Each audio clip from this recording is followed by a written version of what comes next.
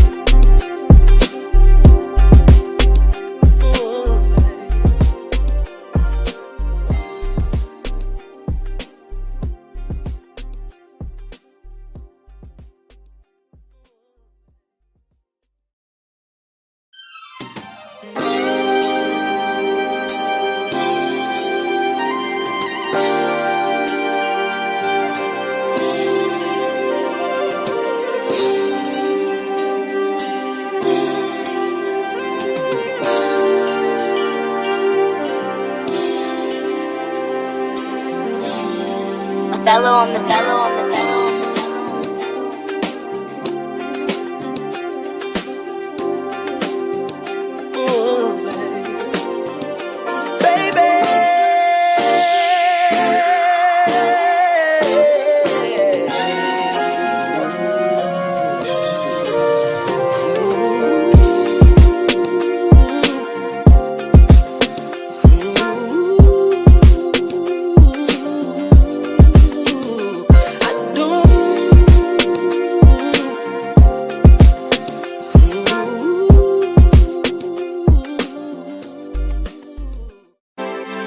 Yeah. The Real Shop Talk. Just come and take a listen. Some grown men with unbiased and honest opinions, and with no agendas, so you just gotta check it. Talking love and life from a male perspective. We keep it authentic, real, no filter. Leave a comment, be part of the show. We here to give you 5 gentlemen's views about manhood, no doubt. This the show you've been needing, yeah, it's the Real Shop Talk. Let's go. Hey.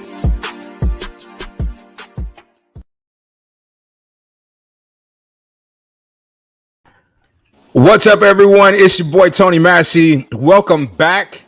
It is episode 1, season 2 of the Real Shop Talk, and we could not come back without celebrating the ladies.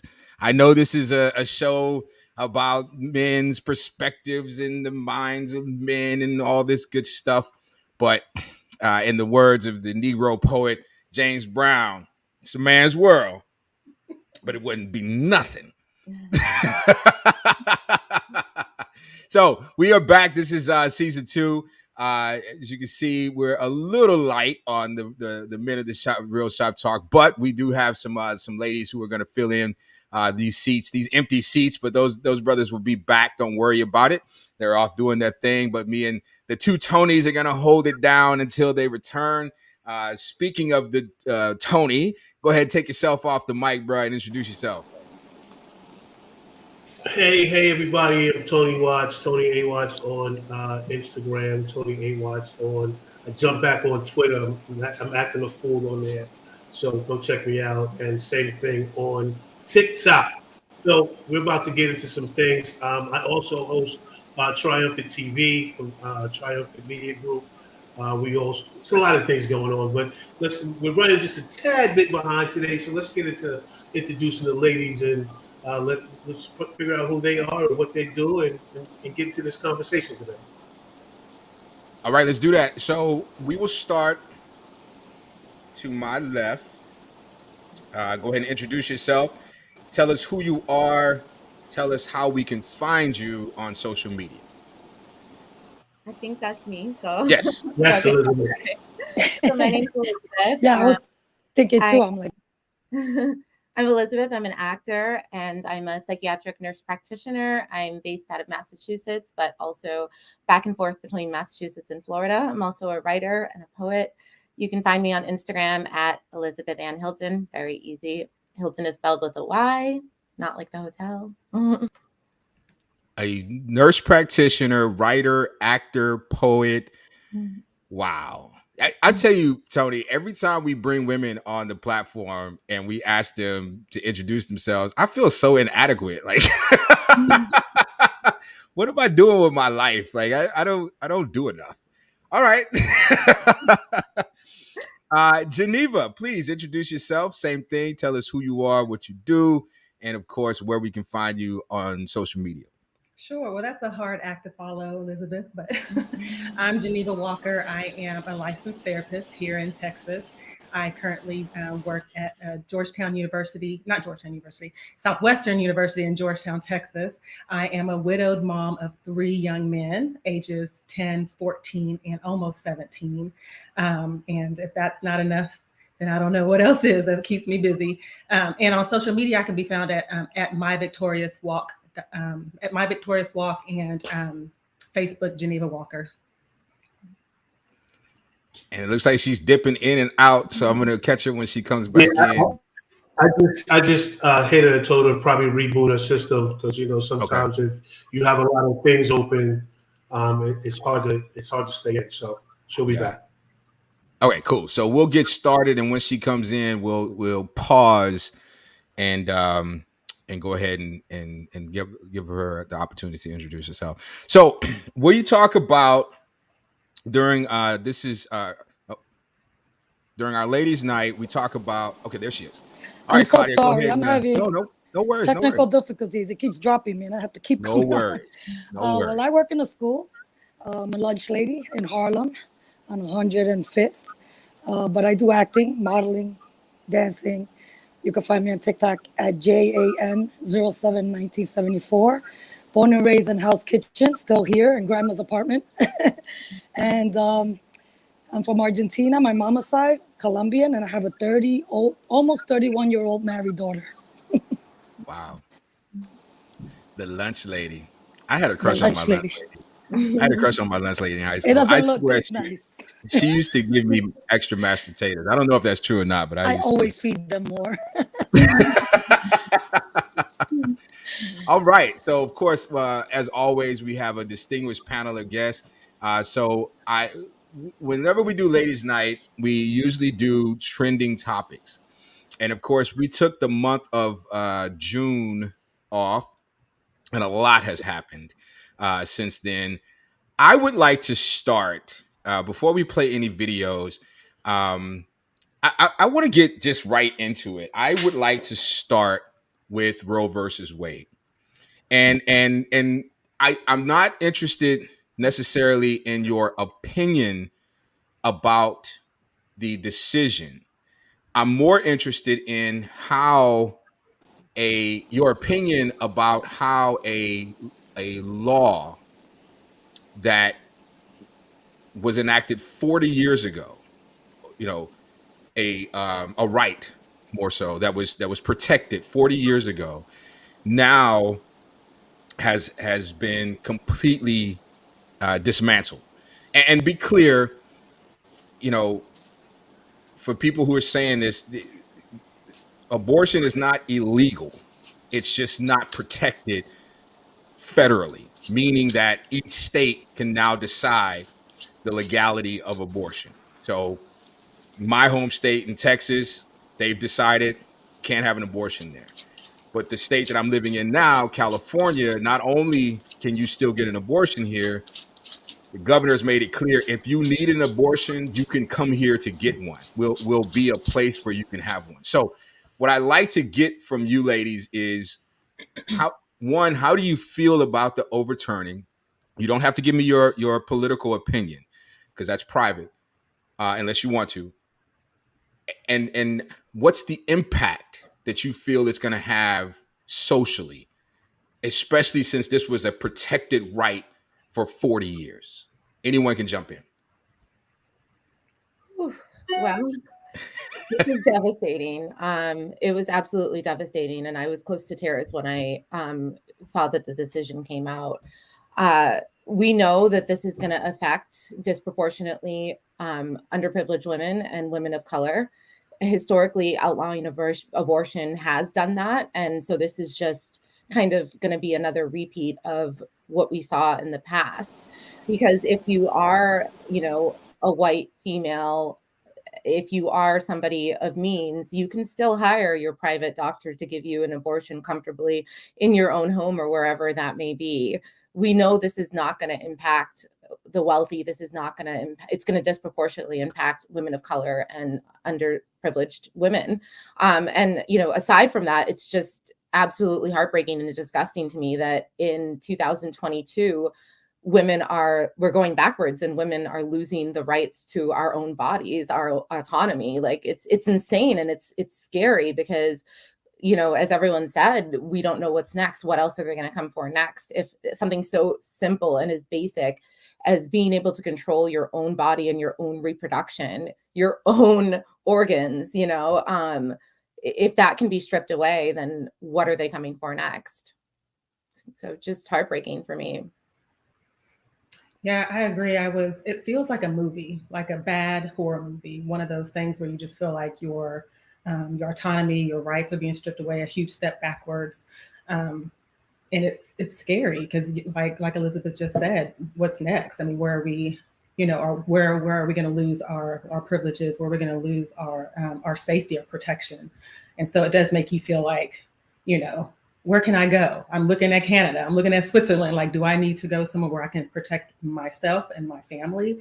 It just makes you feel like you're just out there when the government, you see it in the movies. You see these things where you're just like, it could never happen in real life, but here it is happening today. Very disconcerting. And I'm angry. I'm quite frankly, I'm really, really, really, really, really, really angry that, something like this. Where would you place your anger beyond the situation? I mean, do you feel like there's someone out there to blame? Well, I think, Congress really needs to step up and do something about the Supreme Court. We need to have more Supreme Court justices. And so, that's where, the focus needs to be. We need to change this because the way that it is, I think it's like 9 now, we're in danger. And, it's not set how many there can be. Congress sets that. So, my anger is with our political system and how little we're doing to protect, people's rights. It's just the trickle down from the prior presidency of how he left things, the condition he left things in, and we're still suffering. I'm angry too. Absolutely. Claudia, you want to chime in on this? Yeah. For me, it's a big deal. I mean, thank God I'm in New York City. Thank God for New York. I love my New York. So I'm just gonna go back into a story of a friend of mine raped by her uncle. And if it wasn't for an abortion, her whole life would have been destroyed. And it's not fair. What's going on around this world, it's like we're going backwards instead of going forward. Women have worked so hard, Latino, Black women, unprivileged women, to get where we are, and they're shutting us down. They're trying to take us back to, I don't know, the 1820s. We lost her. And but the story she was telling is the story that I think is so compelling, because the very people who are, and again, the right, there's no reason to discuss the right and wrong of it. And the reason I say that is because however you feel about abortion, to me, is the same with gay marriage. Your feelings about it should not dictate doctrine about it, right? The way I feel about something should not be subject to law. It shouldn't, my feelings should not be the foundation for a law, because they're my feelings. So if I don't believe in abortion, or if I don't believe in gay marriage, or whatever the case may be, then don't get involved in a gay marriage and don't have an abortion. It's as simple as that.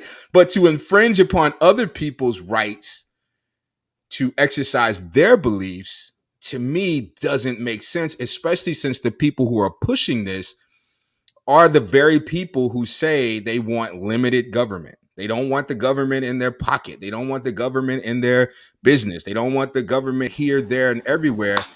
But when it comes to you, people of color, people without means, people who are subjected to, unfairly, the laws of the land, and they're not applied fairly, we can let the government govern you, and all that good stuff.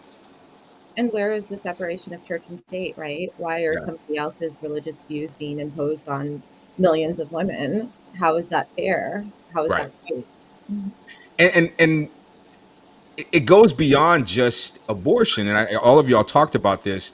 It goes to the autonomy of a woman's body, which historically has never really been safe, right? There was a time in this country not too long ago where it was not considered rape if a husband forced his wife to have sex. Very true. The idea that your body no longer belongs to you, you know what I'm saying? You lose that autonomy. You lose that sense of identity and self, that safeness where you can be safe within yourself, is just mind-blowing to me. And you got to think about the impact of the mental health part of it too, right? And I'm sorry to interrupt you. No, go ahead. You know what I'm saying? The mental health aspect of a woman with no choices. What does she do? Something, she's raped, or she just has sex and gets pregnant and she's not ready. She has no choices, and what that does to her. And Love Tucker brought up the I don't know if you guys heard the story of the 10-year-old girl who was impregnated and couldn't get an abortion in her home state and had to go to Indiana. My God. I mean, the idea that, and I think what happens is it's the same thing with the crack mom. You know what I mean? This manufactured identity, this person that doesn't exist, that they base all this on, right? There was no welfare mom or crack mom or whatever she was in the 80s that they built legislation around this manufactured person. D.L. Hughley said it best. I will never forget this quote: "The most dangerous place for Black people to be is in the imaginations of white people," because that's where all this comes from. They're creating this person that doesn't exist, this woman who's using abortion as birth control. You know what I mean? On a wide scale.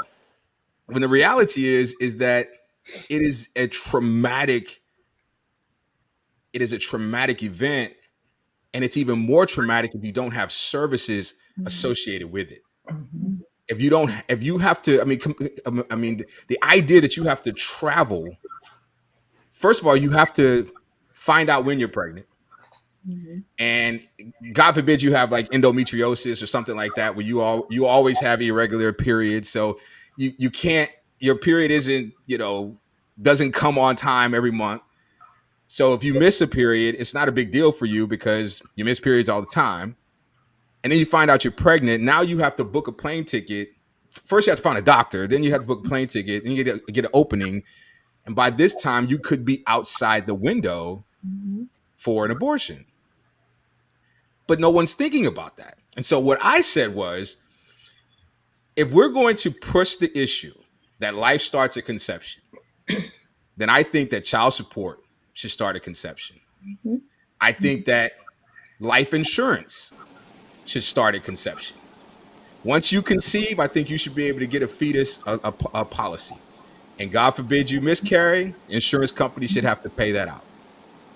Well, I think if your dependent status, if you're on social programs, like for me, I'm retired military. Once I conceive, I should be able to add that dependent to my retirement and my my disability payments, and thereby increasing them. Let's keep going then. Yeah. And that's a great That's idea. when life starts. I think I saw in Texas the other day, there was a woman who, was pulled over for using the HOV lane. And then the police officer said, "How many people are in your car?" And she's like, "Well, 2." And he's like, "Where's the other person?" And she's right here, because she was like 32 weeks pregnant. And he still ticketed her. But, how, hypocritical if we are seeing this as a license, she should use the HOV lane. It says high occupancy vehicle. It doesn't say every seat has to be filled. You know what I mean? So the occupancy of that vehicle is 2 people if we're going by the rules. But that's the thing.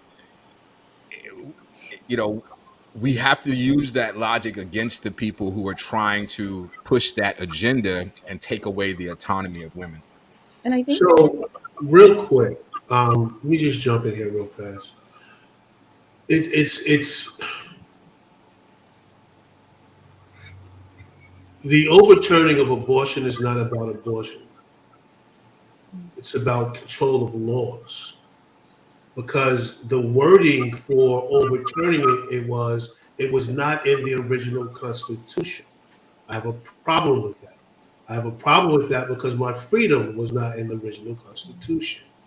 The right to vote wasn't in the original Constitution. So when we listen to the wording, right, we get confused of what really is going on here. So if I can turn back gay marriage, because it wasn't in the original Constitution, I can overturn interracial marriage because it wasn't in the original Constitution. And I'm a Christian, so I think sometimes people get too caught up in our beliefs to look outside and what's really going on, and that's why Conservative Party, who their only Christian value for life, for being pro-life, is that thing that's in the womb. Because if you believe in pro-life, there wouldn't be starving children. There wouldn't be homeless people. There wouldn't be people that's dying for drug addicts and everything else. You would take care of those people. Pro-life is from conception to death. Pro-life is not, okay, I stopped you from having an abortion, now you're on your own to raise the child, right? So, but if we look at the abortion statistics, they have been going down since 98. In the 90s, there was 1 million abortions a year. Now the abortions is down to 700,000. You know why? Because Obama came in, he made care for people who didn't have care. So I keep telling people, if you can't go to an abortion clinic and convince somebody not to have an abortion without a alternative way for them to go. If you want the life, then tell them, I will take the child. I will help you raise the child. When you put a woman in a situation to have an abortion, right, I think the man should be involved as well.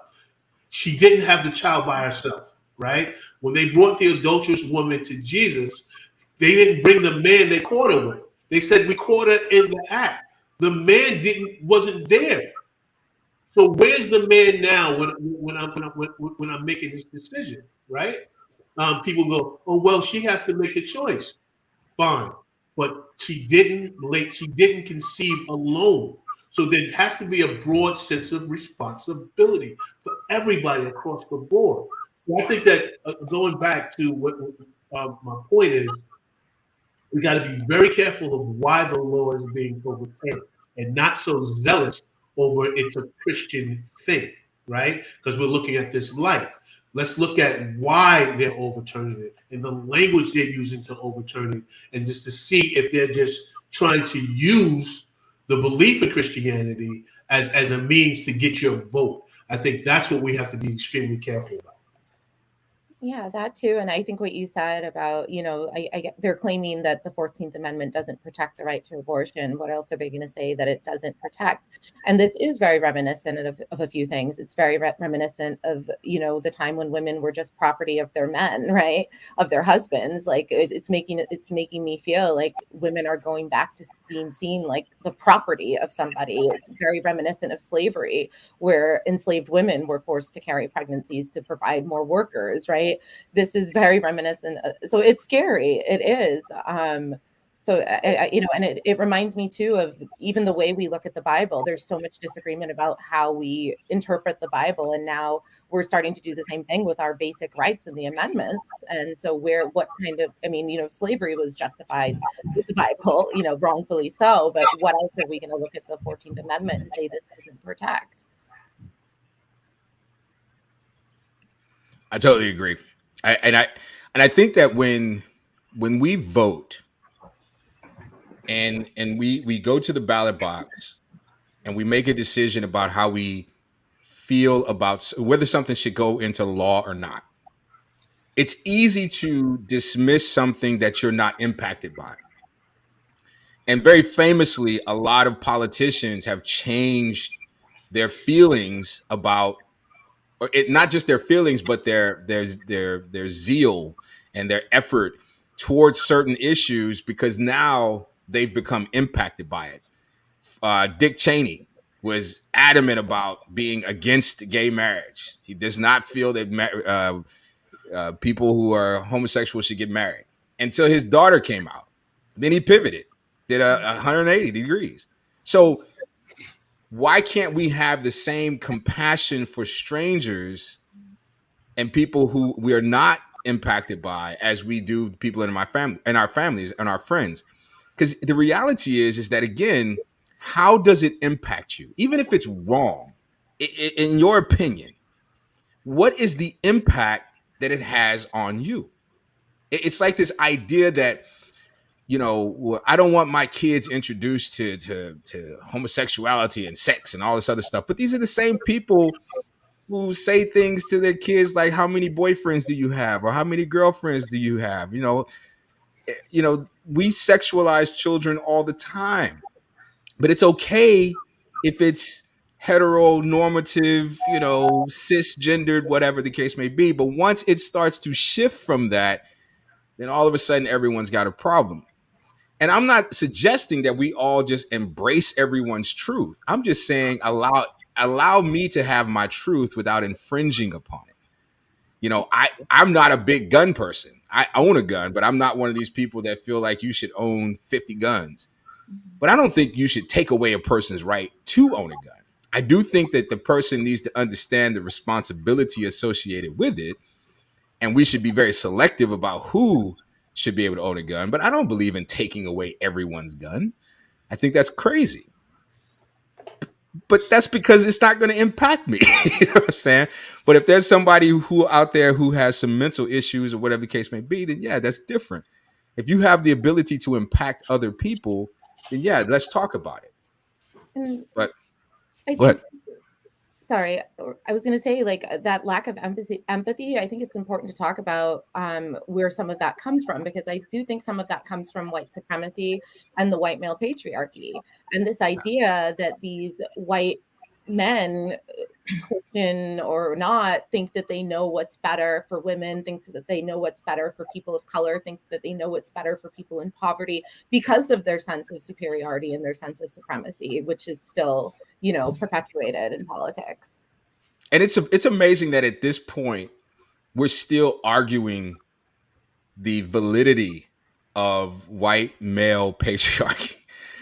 The idea that this is something that someone made up is crazy to me. We have a plethora of irrefutable evidence of a white male patriarchy in this country, but yet there are people who will say it doesn't exist. Mm-hmm. And they'll give the most ridiculous reasons why, but still, I mean, at this point, fiction is irrelevant. Like I made a post the other day about that. I was like, we don't need to reference The Handmaid's Tale. Just reference slavery. It's the same damn thing. You know, Black women were basically handmaids. That's what they were. They were not allowed to love and create families of their own. They were baby machines. You know, they were seen for their uterus and all that. All right, let's pivot. This is way too heavy. Let's pivot to the differences in how men and women communicate. There's a great video going around where, and I'm going to show the video here in a second. But there's a great video going around that really illustrates the difference in how men and women communicate. And I want to show it to you real quick. Let me see. I haven't done this in so long. I gotta. He'll say he had lunch or whatever. We had a lunch meeting, and I'm like, "Oh, you with Adam or with someone else?" Or I'll say like, "With Adam or with such and such," and he'll be like, "Neither." And then he don't say nothing else. You know I want to know. You know I want to know. And you're bright enough to understand that I want to know who you sat and broke bread with. Hold on. You absolutely. For sure. So okay, this is what I'm saying though. If you want to know who I had lunch with, say, who did you have lunch with? If the question asked is, did you have lunch with Adam or Tony? Neither is the answer. But if you know that I want to know who, and I thought it was Adam or so-and-so. I would know that if you said, who did you have lunch with? But that's what I'm asking. That's absolutely what I'm asking. But you're not. That's not what you asked. Totally. It's insane. It's insane. It's amazing. No, you don't get that. That's not the question that you asked. That's not the question that you asked. Thank you. In your head, the question. Hold on. The question in your head does not equal the question that comes out of your mouth. But guys, it's the same. Guys, how can we grow from this? We want to know as much as you can tell me.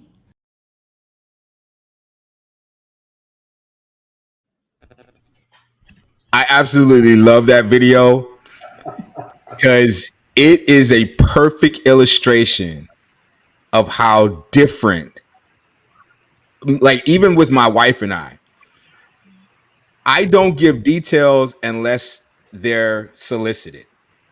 My wife gives details whether they're solicited or not. Even if those details send us down a road that takes us away from the actual topic of the story. So in the video, if you aren't able to hear it or whatever, the idea is, the question was, did you have lunch with Adam or Tony? The answer to the question was neither. I didn't have lunch with Adam or Tony. The inference that was missed was, who did you have lunch with? And the women were saying, it's implied. It's in the question. I want to know who you had lunch with. And the men are saying, no, there is no implication because you specifically asked me if I had lunch with Adam or Tony. But that once that list is exhausted, I'm not required to now volunteer information. I thought you wanted to know if Adam or Tony were at lunch with me. What say you, ladies? Is it very true that men are black and white and women are more gray? Like, I feel like that's where it stems from. I think men are black and white and women are chartreuse. Salmon. But I think that was clear communication on both fronts. It's like, you're going to ask a question. If the question isn't answered, you ask a more direct question. Because I've learned a long time ago when I was married that I have to ask exactly what I want the answer to. So if and it's not even being passive aggressive, because I have had my moments of passive aggression in my life. And I learned that nobody wins with passive aggressive. So you have to be direct with your questioning. And especially when it's involved with a significant other, you have to be very, very direct. And so I think men don't just, it doesn't seem like y'all read between the lines. Y'all don't care to read between the lines. And that's frustrating for us because what you said, when you're not answering the question of the two men that we asked, and we like, is it a female? Is there somebody else that we need to like, who are we? Why aren't you telling me? And so it's like, we go down that rabbit hole of making up our own story of who you were at lunch with. Yeah, I think I've learned through my experience with men that nothing is implied. Where is this going? What are you looking for? Mm-hmm. What does this mean? You have to literally ask everything. So that video just resonated with me because I've definitely learned that with men, nothing seems to be implied. So, and as somebody who does go down that rabbit hole and will come up with the worst case, most ridiculous scenario, I rather just ask directly and get my answer than contemplate and try to figure it out. But yeah. Thank you. I just had this conversation with a very, very good friend of mine.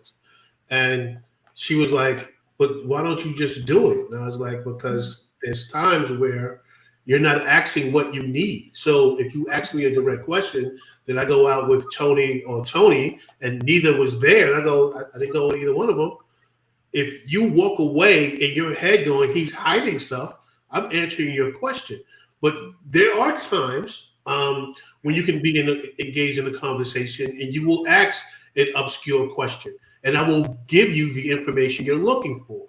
So it's depending on how the conversation is flowing. If you just come out and say, were you blah, blah, blah, blah? No, I didn't do that. But you said, then I go, okay, but what are you looking for? So if he had answered, who did you have lunch with? Myself and the people that were in the restaurant. Like what are you looking for? Right? So I think it really depends on where you are in the conversation, because you could be having a dialogue that is all over the place. Like, how was the day? What was going on? Blah, blah, blah. And, you had lunch today with Tony and them? Yeah, they didn't show up. So I met Rob. That's a different thing. That's because it's packed different. So I just appreciate that you two have learned not to just leave it vague. And I like what Elizabeth said, because I tell my friends this all the time. If a man has not cleared what his intentions are, no matter how much fun you're having, you have to ask the question, what are we doing? Oh, I don't want labels. I don't want to disrupt the apple cart. So don't call me in 6 months when you catch him with 4 or 5 other girls. You didn't define what you wanted. You have to find what you want. What are we doing? And if he says, no, it's just you, I would suggest your next question is this going somewhere, or is it just me for now? Mm-hmm. because things change. And we must have constant communication of changes. So I'll land my plane there. Yeah, and I think women, our partners are responsible for meeting our needs, but we are responsible for making sure that we make our needs known and what we need to feel at ease, to feel less anxious, to feel, men are not mind readers. So if you need, when you ask your partner, who did you have lunch with? Was it Tony or Adam? And you need them to tell you specifically who, then that's a conversation you need to have. Like, we have to have our own accountability and responsibility for making sure that we're expressing what needs that we need to be met by our partners. My mother used to do this to me. I would come home from school and she would say, is there something you need to tell me? And it was just it was the best open-ended question ever, because of course there's something I need to tell you. I just don't know which of the some things you already know. So if I tell you that I skipped third period, but what you were looking for was, I got caught in the back of the school doing something I wasn't supposed to be doing. Now I'm volunteering information and incriminating myself because I'm answering this horrible open-ended question, But it can be used as a tactic if that's what it's being used for. But I'm really big on, if you want information from me, be very specific. And it isn't because I'm trying to hide something. It's because, I think that men just communicate directly. We don't deal in details. I mean, even have you ever heard a man tell a story? The story is going to be very simplistic and very dry and very to the point. And to the point where, if you ever watch an action movie, and I really would like for you guys to, even the audience, to be very attentive the next time you watch a movie that is geared towards men. It's action, it's guns, it's explosions or whatever. I like those kind of movies. Okay, well, I mean, geared towards men, not just for men. I'm not suggesting that women don't like those kind of movies. Let me backtrack. Anybody can like bombs. But one characteristic that those action movies have is a lot of the action happens in the opening scene. Like it starts with something happening, something big, and then we either go backwards to 2 years earlier, and then we go back to that point, or we build upon it. Whereas if you watch movies that are drama based, rom-coms, movies that are marketed towards women, there's a very slow and deliberate buildup. The character is developed the plot and the character is developed very slowly and very succinctly. So by the time you get to the crescendo, everything you need to know. Backstory, what their motivation is, all of these things. And as a writer, I really believe that type of writing can be considered gender-based, because those type of movies, when I watch with I'm like, this is boring. This is stupid. I don't want to watch this anymore. She's like, you got to give it time. Like, we will watch series and she'll be like, you got to give it to about the third or fourth episode, and then it gets really good. Whereas the things I like this show called The Boys on man, first episode, first couple of seconds, it was like, okay, you got me. I'm down like 4 flat tires. But I think it does speak to the way we communicate, because we don't need backstory. When my wife tells a story, my mom is the same way. My sister is the same way. My sister was telling me about a promotion she got. I learned about a coworker who was doing something they weren't supposed to do, and they were about to get fired, and she ended up talking to the coworker, and that's how she found out that the position was. I was like, oh my God, I don't care about any of this. Did you get the promotion or not? So as men, let me ask this: as men, should we be looking for the question behind the question? Or is the onus on ladies to, like, I mean, if you guys are going to be more direct and ask what you want to ask, should we take a moment to kind of figure out what is she trying to ask me? I think you should. I think you should. And I see this in my sons. Okay, I have 3 boys, 10, 14, 16. And it shows up in, Mom, where's the ketchup? I was like, well, did you look in the fridge? Yeah, I didn't see it. I was like, well, did you move the milk out of the way to find it behind them? No, it's called the man look. Because y'all don't, so the detail, it's everywhere. The details matter sometimes. So I think it would be good to maybe sometimes, if somebody asks you a question, you can look a little bit deeper into maybe what they're really asking.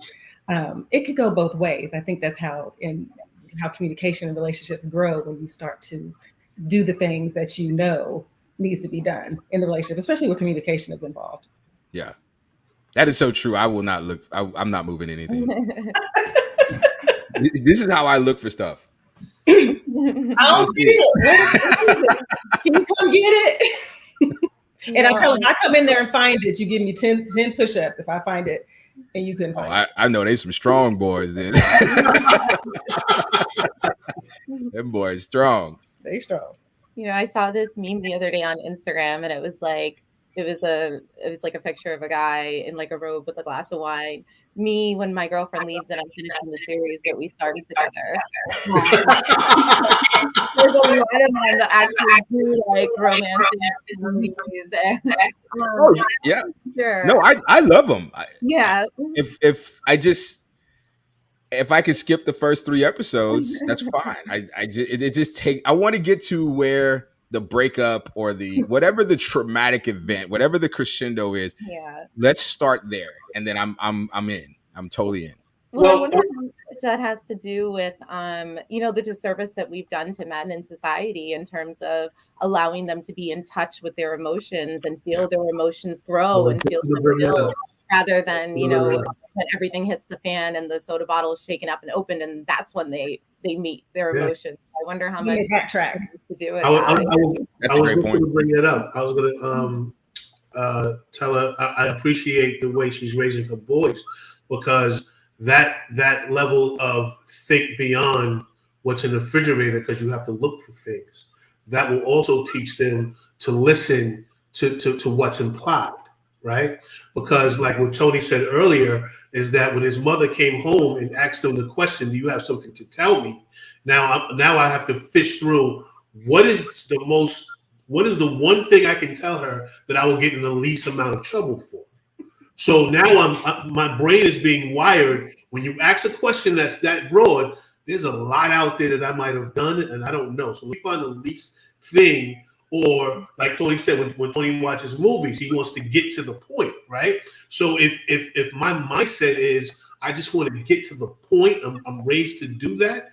No matter who I have communications with, I need the point and get out. Because a lot of guys will say, and it's terrible that we do it, is that I think we've talked about this enough, and let's just leave it there. Not understanding that women have a lot more of the process to let it go, right? If we learn that trait earlier, that women need to process things to before they can move on, then we'll have less of, I feel like, less resentment will grow. You don't listen to me.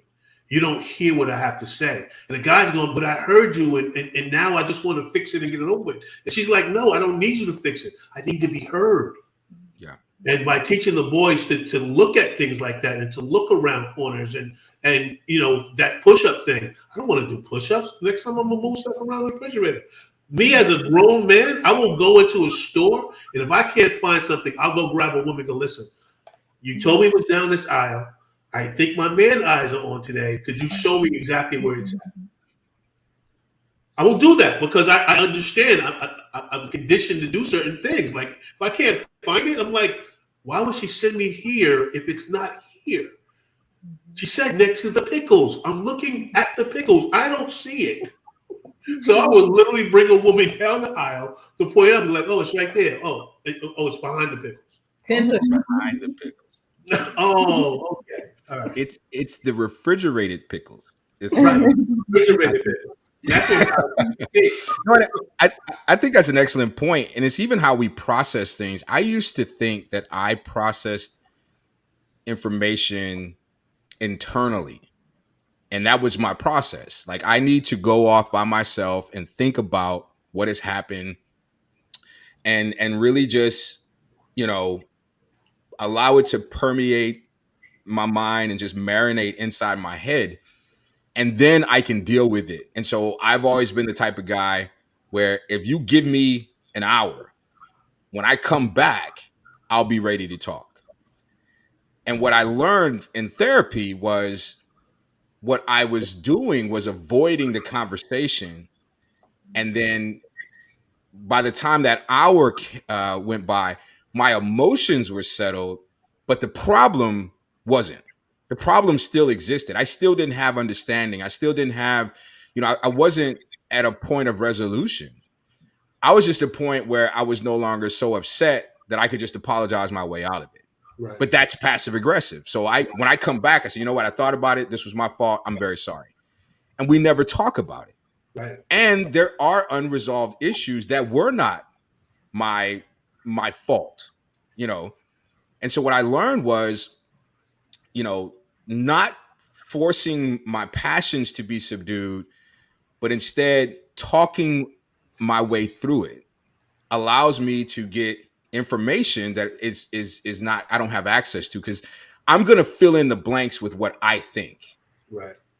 And I'm telling you, I would make therapy mandatory for Black people if I was ever in charge of anything, because we do ourselves such a great disservice as couples, especially when your sentence starts with, I think you think, or I feel you feel.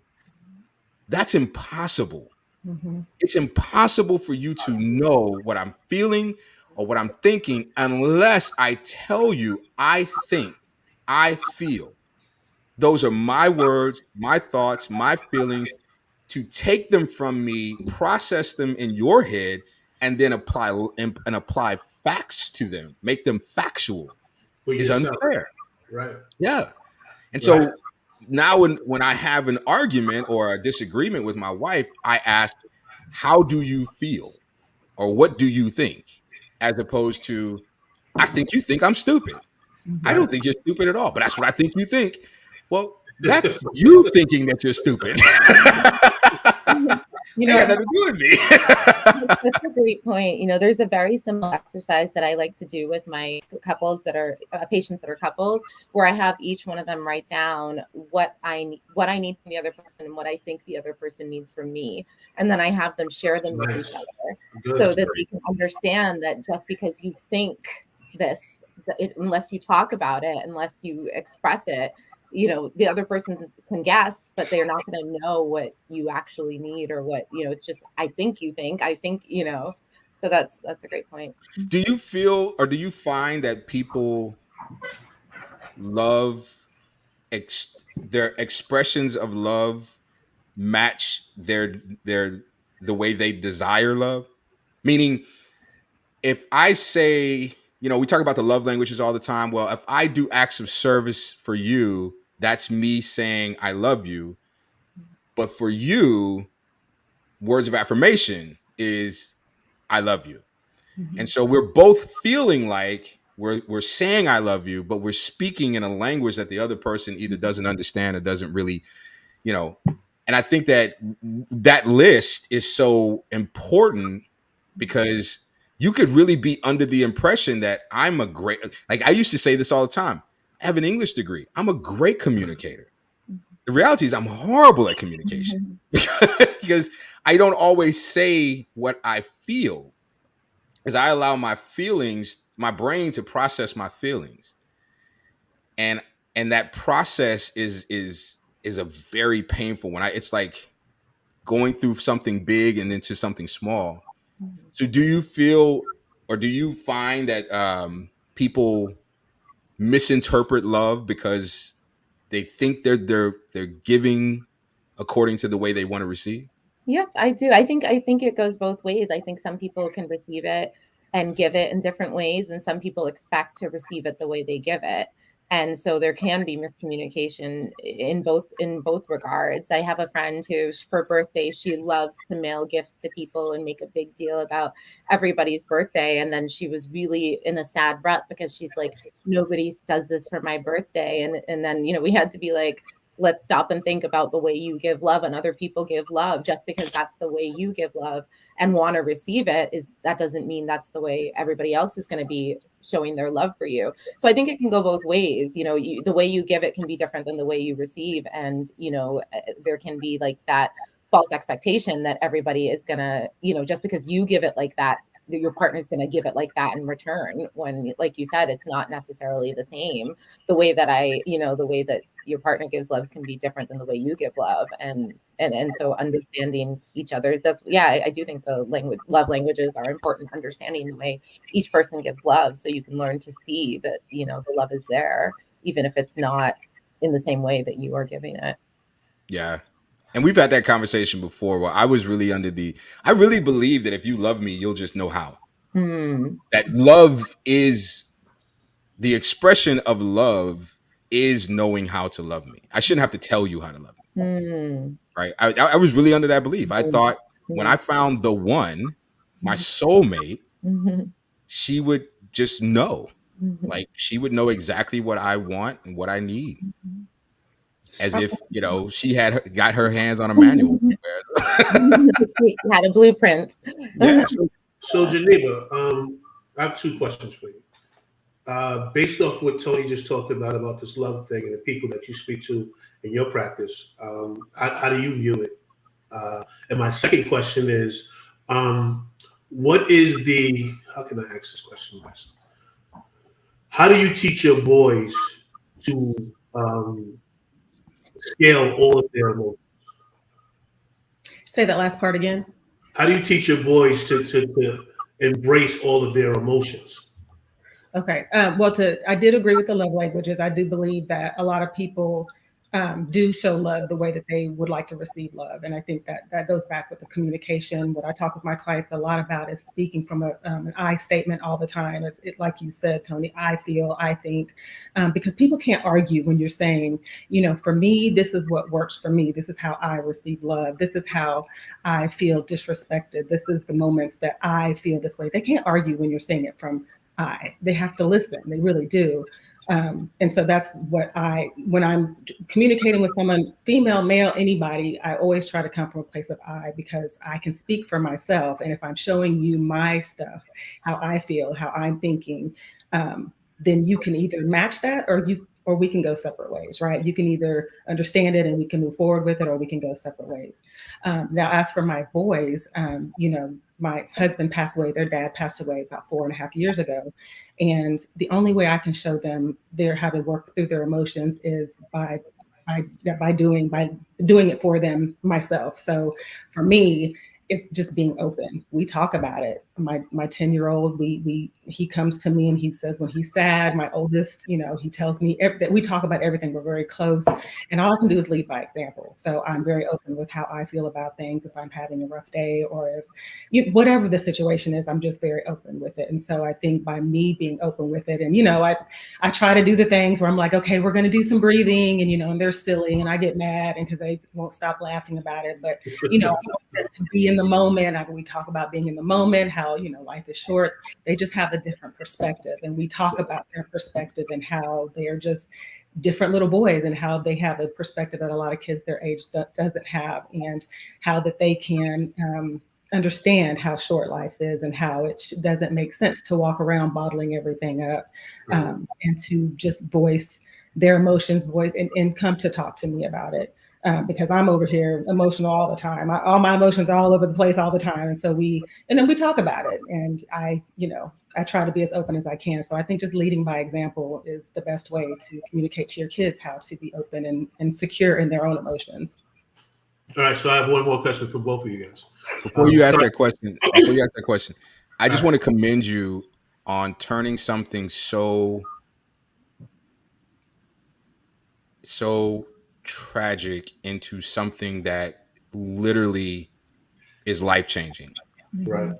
To tell a child that this thing that happened, this thing that shouldn't have happened, this very sad thing that happened, there's a blessing on the other side of it, it's transformational. Because now they have a perspective of life that, you're right, most kids don't have that. As a matter of fact, to their detriment, they say that youth is wasted on the young, and it's because you believe you have time. But when time becomes finite, then all of a sudden you have a sense of urgency, right? That you just don't have when you're young, because I used to think 40 was old. And so I just commend you on and the level of emotional intelligence these young men are going to have as a result of your ability to display your emotions, and more importantly, allow them to. And even those breathing exercises, they may laugh at it now, but I guarantee you 20, 25 years old, they're going to be in their living room. Because more is caught than taught, and not everything we are taught we need at the time that we're taught, right? But at some point, you're gonna say, "I'm glad someone taught me that. I'm glad someone gave that to me, and it's in my toolbox." So, just bravo to you for that. I just wanted to say that. I'm sorry, Tony. Go ahead. So, my question is for both of you guys, since you guys are both practicing therapists. If you have a couples therapy and you realize, or just a one-on-one therapy, and you realize the male does not have the capacity to explore all of his emotions, how do you get them to understand there's more emotions that he can express outside of happy, sad, and rage? Well, I guess for me, so I'm in the process of studying drama therapy because I'm also a trained actress as well too. And so I'm trying to unify those two things. So I love drama therapy because in one regard, it teaches us to be playful again and be youthful again. And I think as adults, especially adult men, especially adult Black men, we forget that we can be joyful, we can play, we can be imaginative. And just a side note, I saw a TikTok the other day of Black men frolicking. It was probably the most joyful thing I had seen in a long time, that I sent it to every person in my circle. It just was so beautiful. So, in drama therapy, we use a lot of theater games and theater tools to get people comfortable, to get them comfortable in their own bodies, to get them comfortable feeling different emotions. And they don't, with doing acting, it's you can learn and see different emotions without immediately approaching what emotions might exist inside of you. So that's important with drama therapy as part of the warm up and getting people warmed up to the idea of their own emotions. So I like using those kind of techniques, with my patients to kind of warm them up to feelings before we start tackling what are some of their own underlying feelings and emotions, and just letting people know that it is okay. So often we're running from our emotions, we're running from our feelings. It's okay to feel pain, it's okay to feel sadness, it's okay to feel frustrated, it's okay to be angry and agitated. It's how you express it, it's how you cope with it. And a lot of times we run from emotion. So just getting people to feel comfortable sitting in discomfort is something that I work a lot on in the beginning as well too. Yeah, I agree with that. I think when I'm sitting with a client, and it can be male or female, but when they're expressing some traumatic event that happened in their life and then they laugh about it, or they're stone faced, or there's no emotion, I'll ask them. I'm just like, you just told me this horrible thing happened in your life and you laughed about it. I didn't think it was funny, and I'm just, and I'm real with them. We just have a conversation, and I'm like, well, what's, what is going on? What is the laughter about? Or, we just, and we try to find the, like she said, the comfort in the discomfort, and by talking through it, and really, and sometimes they've never had someone reflect back an inappropriate emotion to an event, right? So being able to be that person to see them in that moment, a lot of times the laughter stops and they're shocked, and it gives them the moment to really think about, I might feel this or that. And if I have to, I will pull out my feelings wheel And we will talk about the different, look at all these emotions you could feel. You're in this triangle maybe for this. Let's talk about what other emotions we have that could be. And it's just exploration. It's Right. and I love drama therapy. It's exploration of the possibilities of what this could have done, and then realizing how it's affected so many areas of their life, and the awakening that provides for them by just exploring. Awesome. Because I also did some acting and drama, and I was part of a it's called the Full Circle, and what we did was she provided a space where we can do poetry and have the poetry be acting, and the coach Julisi, amazing. He would get you to a space and be like, that emotion you feel right now, I need you to sit in it. Just sit right there in it. And it was uncomfortable and it was ugly, but he made you sit in it. And then what that did for me was it made me realize there was a slew of emotions that I had no idea what I was dealing with.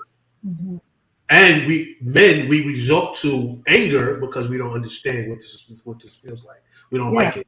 I can't articulate what this is. So we get angry with it. So I appreciate the fact that you guys can recognize that and then let people know what direction they need to go. Because you're right, some women have not been taught as well how to deal with their emotions because they grow up in these stern families where they have to be either protect themselves because they've gone through so much trauma of abuse and no one being there for them, so they have to lock themselves into this. I got to survive by myself, and then you have the men who don't cry, don't do this, don't do that, and this is all you can show. So I appreciate the fact that you guys can both identify that.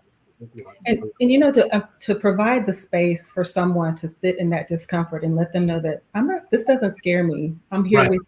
I see you. I'm here with you. Right. It's not only an amazing event, but it's an honor. Like I find it an honor to sit with someone as they realize the discomfort they've been hiding and pushing down that's causing all these other ailments. You know what I mean? It's like it just gives this peace and just the room to grow and to allow them to go deeper in their feelings. Yeah. And I'm with 100% that I would definitely give everybody therapy. I think therapy should be, and I tell people this all the time, if you go see the doctor once a year for a physical checkup, you need to see the doctor once a year, at least 5 sessions for a mental check-in, just to make sure, just to get some stuff off your chest, because we're holding so much stuff in. And I'll just land my plane right here. And especially as a Christian and what I see in the church, there is the love that we're supposed to express. We can't. Some of us can't because we're holding so much childhood trauma and things that happened to us that we haven't released yet. So now we're taking it out on the world when the Bible tells us to love. The 2 greatest commandments: love God with all your heart, mind, and soul. And the second commandment is to love your neighbor as yourself. If I don't know how to love myself, I can't do either one of those things. So, I appreciate you guys helping people through that. I appreciate just the idea that there are more emotions than happy, sad, and angry. There's just this array of emotions that those 3 just don't capture. Like, I remember when I first learned the difference between sad and melancholy. Right. And how one was a feeling of, you can be sad over something, right? Sad over a loss, sad over whatever. But to be melancholy is to be deep in sadness, to be encompassed by it, to not depressed per se, but to just be surrounded by it. Almost like it's a gloomy day, right? There is no break in the sunshine. And so for someone to say, well, you look sad. I'm not sad. You know what I mean? That's not heavy enough because I'm really, you know what I mean? And I'm scared of the word depressed because of the clinical, connotation that's attached to it. So for me, in my darkest times, especially dealing with PTSD, melancholy worked. And on the flip side, there's, elation versus happiness. If I'm elated, that's a very different emotion than just being happy. So especially for Black men, we just don't. It's like we're coloring with three crayons. Black, white, and gray. And one of them are broken. And one of them are broken, right? And then we meet a woman who has 64 colors, and it's like, oh my God. And then she asks, how do you feel? And none of my crayons really adequate. I'm not angry. I'm getting angry because I can't put words to my emotions. I'm not happy because I don't like the way this feels. I'm not sad because sad seems like I'm a child. I don't know. Right. Yeah. My parents are from Jamaica, and there's an emotion called away. I feel away. And so, that's when I still use when people, I just feel away. And it's interesting how when there wasn't, a word to express it, they came up with this expression to express it, because I love that. When you feel away, but I can't translate it into, English, but.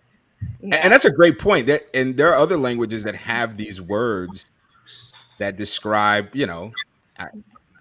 come see, come sta. You know what I mean? I don't know. It's just, I'm good. Whatever.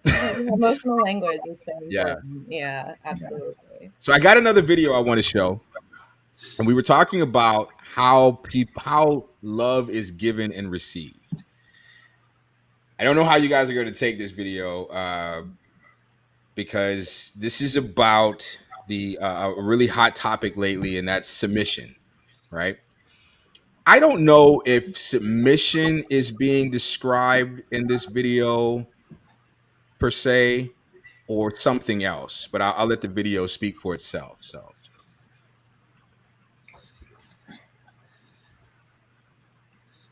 That's a good point. Let me show this right here. So Love Tucker says, every doctor visit I have now, they give a mental health question at the beginning of the session. It's very interesting. That's a good point. Mm-hmm. As someone who worked in medicine, I was in medicine when I was in the Navy. That your disposition is a part of this, your how you present has a huge role in your prognosis and even your diagnosis, right? We'd have patients come in and they say, how would you rate your pain 1 out of 10? 10 being the worst pain you've ever felt in your life. It's a 10. But their blood pressure is normal, their pulse is normal, their breathing is normal. But then it's so subjective, you can't say, well, no, it's not a 10. Because for them, it could be. Mm-hmm. But if you start asking mental health questions, how do you feel? Not your physical pain, but where's your head at? Then that may help better understand why the pain is being rated so high. So that's a great point, Love Talk. All right, let me show this video real quick. What does a submissive woman do for her man? Everything. What does that mean? Like packing his bag, unpacking his bag, just making sure all the things that he wants. And I pretty much read his mind. So it's like, if I know you and I study you, like I know how you are in the morning, I know how you are about midday, I know when you're in this mood, what you need. Like before you can ever ask me for something, I'm already on it. I mean, he's spoiled. And when I talk to my girlfriends about it, I was like, oh, how you guys doing? And I'm just like, girl, he's rotten. I'm like, he's spoiled rotten. Like, he's rotten. But I love that. Like, I want him to be that. I think my biggest flex is how I treat my man. And I've been known to love people back to health. And sometimes it's very draining, but my love is my superpower. And I used to hate that about myself. But now it's like, I'm just embracing it. Like, that's who I am. Like, if I love you, I can heal you. It's your joy. It is my joy. I love to see him eating the meal that I cooked. I love seeing him sleep easy. Every night, like clockwork, I scratch this man's back to sleep. And I know when he's asleep because I can tell when his breathing changes. And some people might think that's psychotic, but that's like I just know that's when I'm like, oh, I can stop now. But I find joy in being your rest, you know? So know what that means. And that works for us because he wants what I have to offer. What are you getting from all that you're giving? What are you asking for in return?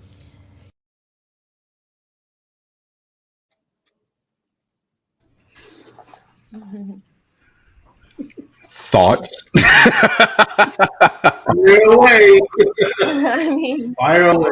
that was interesting. That was interesting. Yeah, that's the word I was going to use. That was interesting. I mean, I think for me, a lot of what she was saying about pouring into her man, I think in relationships you're supposed to pour into each other.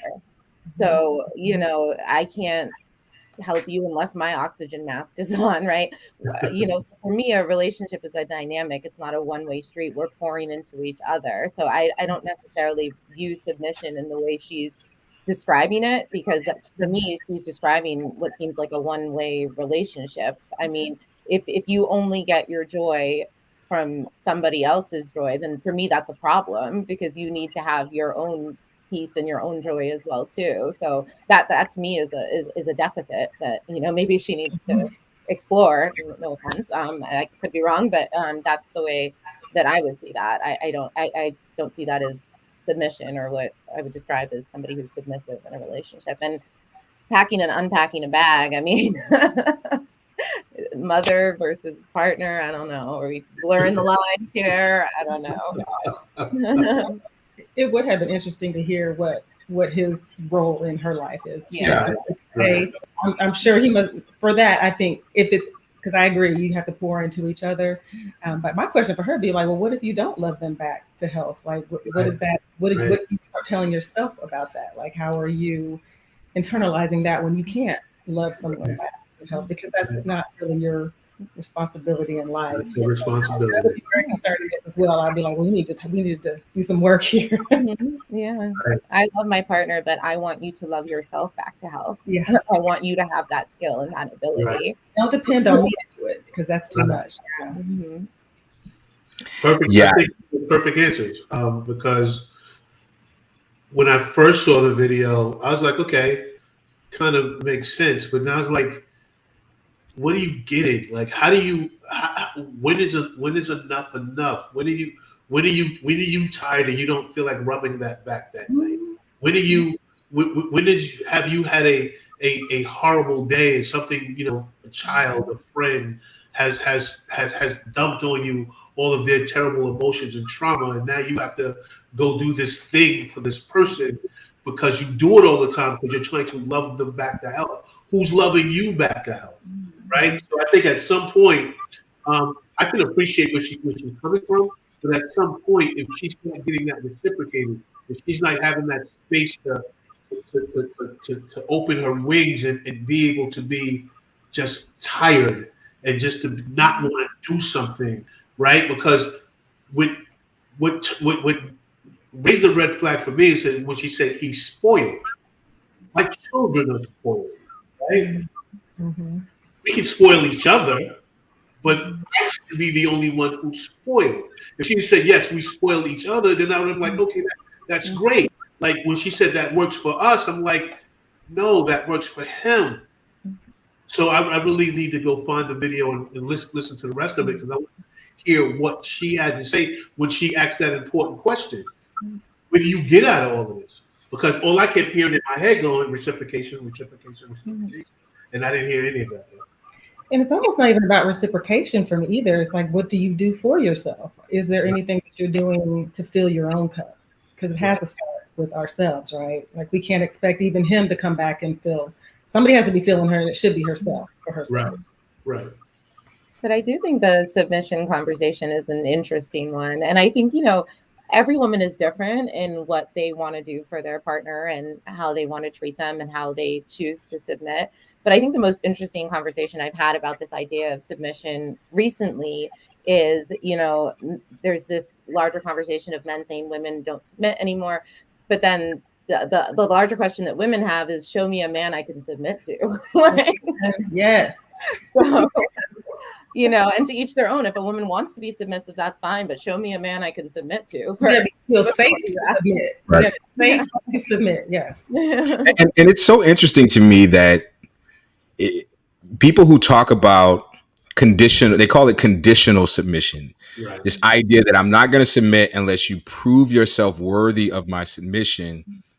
That makes sense to me, because if you're submitting to every man that you meet, then that's not smart, because you know what I mean? That's there has to be some protective coding that we all have a responsibility to have over ourselves, right?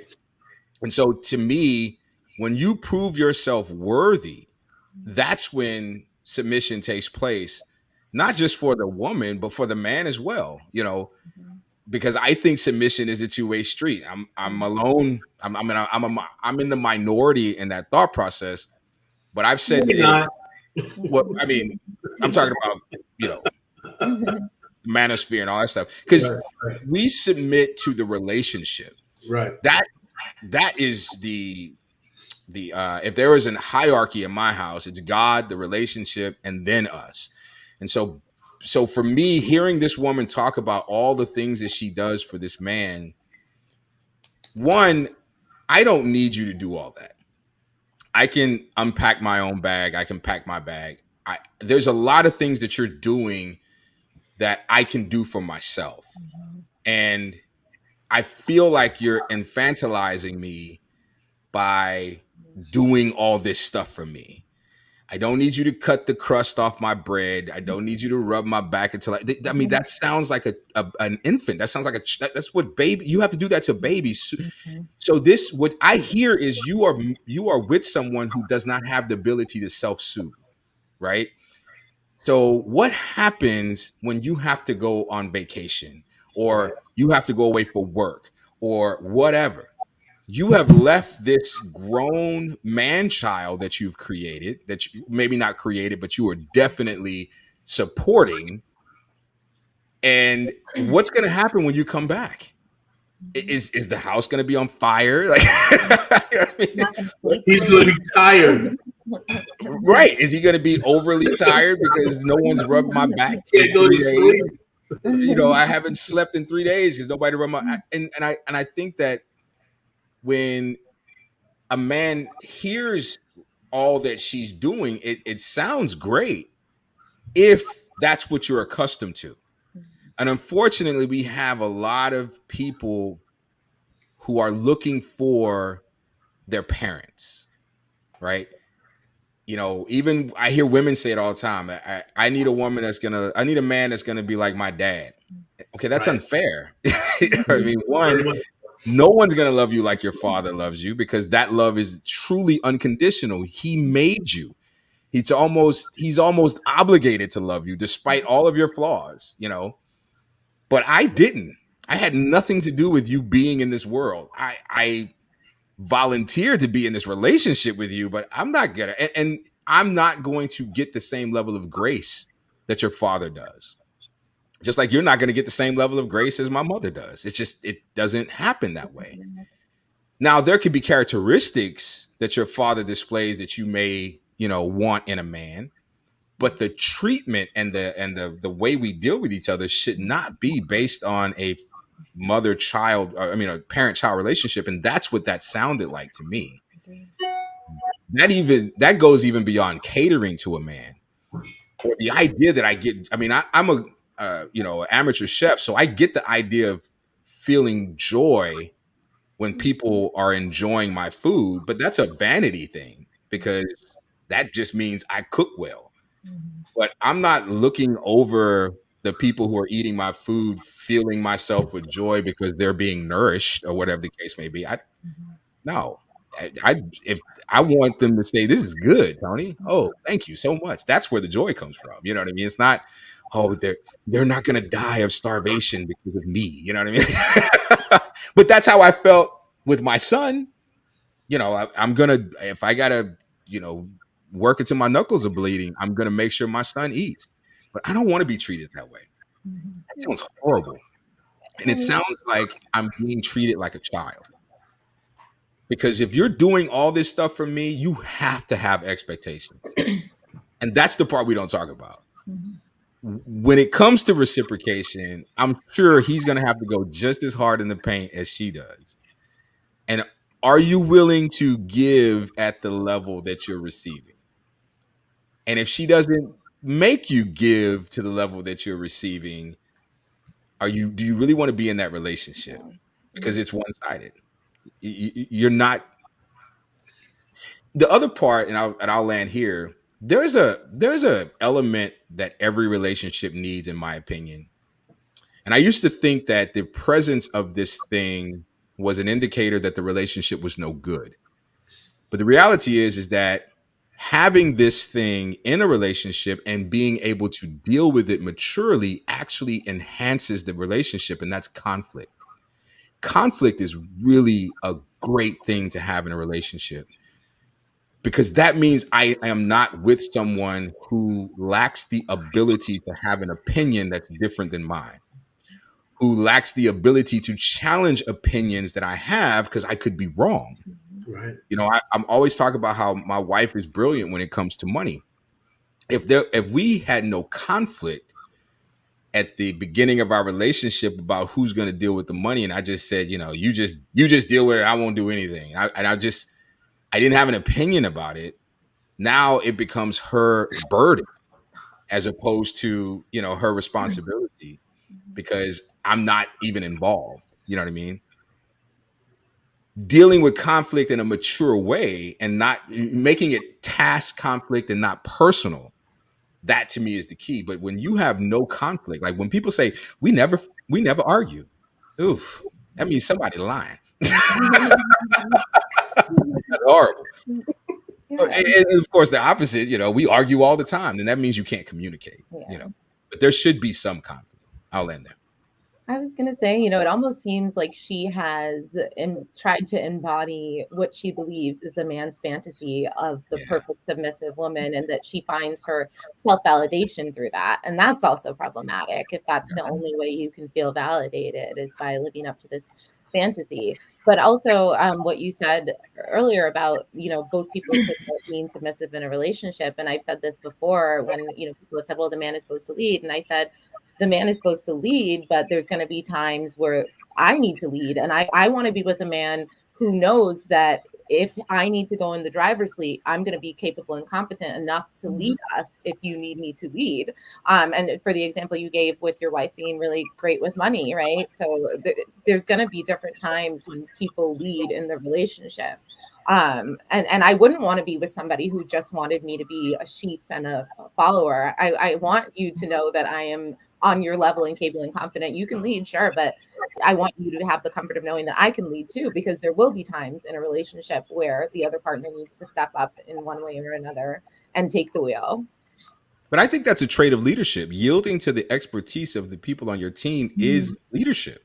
You know, I think the greatest leaders are the people that surround themselves with brilliant people and then yield to their expertise. Again, I have an English degree. You know, I have a Bachelor of Arts degree, which is not even worth the paper it's written on. I studied Shakespeare in college. My wife has a master's degree in finance. Why the heck? I don't even know where our accounts are. Like, and I shouldn't, because you know, all I can do is quote Macbeth. She knows all this other stuff that we actually need, you know.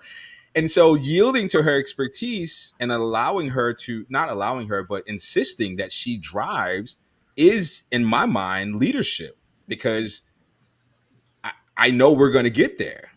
And I'm lucky enough to have someone who's not going to throw that in my face, you know, who's not going. And to me, that's another part of submission, is not reminding you of the times where I had to lead, you know, because you were inadequate or you were inept, you know. But that's where partnership comes into play. And I think the best marriages are collaborative.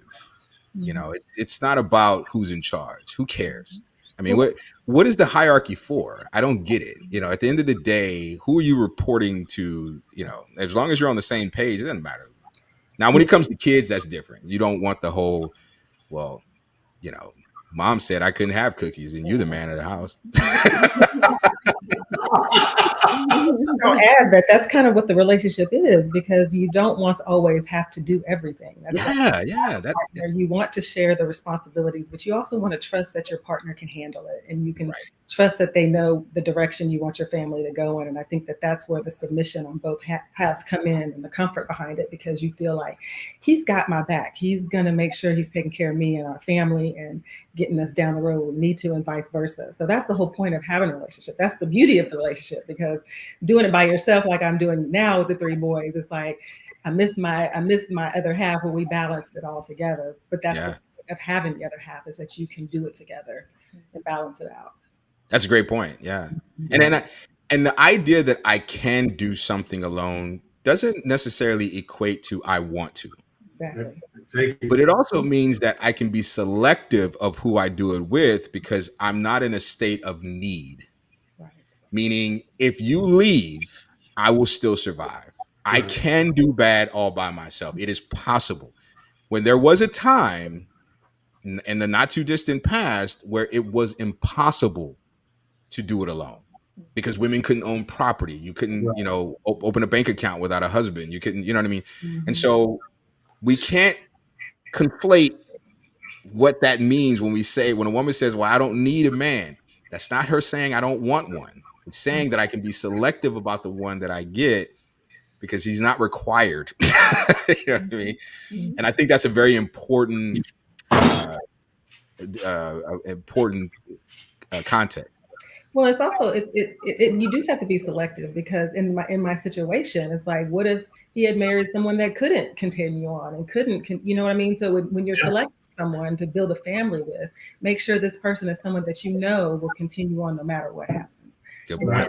Trust them, and you know that they'll be able to continue on. So it's not an easy selection process. It has to be something that you know what you need and know how to handle it and continue to go forward. Yeah. Well, we're at 1.5 hours. Time flew by. This was great. Mm-hmm. We want to thank you ladies for joining us for Ladies Night on the Real Shop Talk. Again, this is our first episode of the 2nd season. Thank you to everyone who hung in with us, everyone who dropped comments. We really appreciate it. So one more time, I want to give each of you an opportunity to shout out your social medias. Let us know where we can find you. And again, thank you on behalf of all of the men of Real Shop Talk. Thank you for joining us. You guys really make this a very special event. Thank you for being open with your opinions as well. And we'll start with Elizabeth. Yes, thank you so much for having us. This is fun. I'm on Instagram. You can find me Elizabeth Ann Hilton. Hylton is how the last name is spelled. And if you'd like to check out my poetry page, it's Ellie Hilton on Instagram, ELLIEHYLTON. Awesome. Geneva? My social media is My Victorious Walk on IG. My husband's name was Victor, and that kind of just a little tribute to him. I put inspiration out there and things like that, so I can be reached on there. Awesome. Nice. Is there a specific audience that you target with your inspiration, or anyone? I would say anyone, but I kind of tend to do maybe more women, tailored to maybe more widows. I'm kind of getting away from it. It's been about 4.5 years now, and I want to broaden it a little bit. So, but just inspiration, quotes, scripture. It's a little bit of everything. Awesome. TikTok. So you want to be inspired? Check them out. Mr. Watts, you got anything coming up? No, I've decided this week actually is to continue running some repeat episodes. I'm going to do some pop-in lives. I'll come back full-fledged in August. There's a lot of things I got in my head that I need to map out. I actually have the August schedule that I intended on doing already mapped out. I'm going to have, if these ladies don't mind, I will be inviting them for my September because you guys are awesome. You guys are incredible. And I do a series called What Trauma Does to the Body, and I would like to get you guys' opinion so we can come on and have that conversation. That's my jam. Nice. Let's go. So I have something special that I'm working on right now behind the scenes. I have a book called A Man's Guide to a Successful Affair. And the title has been so off-putting for people that some people just won't read the book. So I decided I would make a companion podcast about the book. And so each episode of the podcast is a chapter of the book. And rather than me go at it alone, I found two young ladies who are dynamic, opinionated. They are amazing. Adriana Thomas and Akila Smith. I cannot wait to introduce the world to them. I'm going to do it right here on our show. We are in production right now, working on knocking out the episodes. The idea is that you buy the book either on Amazon.com or Audible, and you read a chapter and then you listen to the podcast that coincides with that chapter. So it's almost like attending a book club. It's really fun. I mean, the hardest part is keeping the episodes to 1 hour because they are again, they're not holding back. If I say something and they're like, that's dumb, and here's why. So I'm really excited about this. We are still working on a launch date. Once we do, we will make sure we have some fanfare and make sure everyone has an opportunity to get their hands on the book and join us as we go through the book. And I think what you'll find just with the podcast, if the book turns you off, if you listen to the one episode of the podcast, I think you will understand the point of the book, and you might even go download it or even pick up a copy. It definitely isn't how to have an affair. Essentially, what I do in the book is expose why affairs cannot be successful. And here's all the reasons why. And so through the podcast, we definitely talk about each reason. And again, a lot of fun putting it together. Can't wait to share it with you. And again, we're going to bring the ladies here on the show and introduce the world to them. And then we'll let you know when it drops. So again, on behalf of the men of the Real Shop Talk, we just want to thank you guys so much for rocking with us. I hope you enjoyed those episodes that we put out there. Each one was curated by one of the guys from the show. We wanted to not just show reruns, but we wanted to show the shows that we really felt made a big impact. So we hope that you enjoyed that. Make sure you join us next week, Monday at 8 p.m. Eastern. We will be here. A couple of more of us will be here, and we're going to have a great time like we always do. So again, thank you guys so much for showing up for us. And do you want to tell the topic is going to be for next week? Oh, go ahead. So the topic next week is why I want to get married. From a black man's perspective. That's going to be a good one. So make sure you tune in. Why do I want to get married? That's going to be scary. All right, we'll see you guys next time. Huh? No women on for that one, huh? No. Okay. It will go from why do I want to get married to why do you want to marry me?